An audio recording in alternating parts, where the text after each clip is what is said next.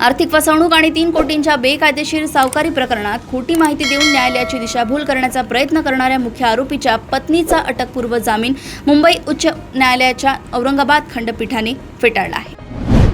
जालन्यातील विशेष न्यायालयाने 14 वर्षांच्या अल्पवयीन मुलीचे अपहरण करून तिचा जबरदस्तीने बालविवाह करणाऱ्या रवींद्र तारू या युवकाला 3 वर्षांची सक्तमजुरी आणि 15,000 रुपये दंडाची कडक शिक्षा सुनावली आहे।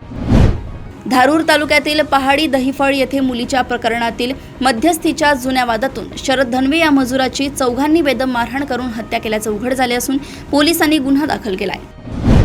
शिराढोण पोलिसांनी नायगाव मुरुड रोडवरील रॉयल लॉजवर डमी गिऱ्हाईक पाठवून छापा टाकत वेश्या व्यवसायाचा पर्दाफाश केला असून 2 पीडित महिलांची सुटका करून मॅनेजरला अटक केली आहे।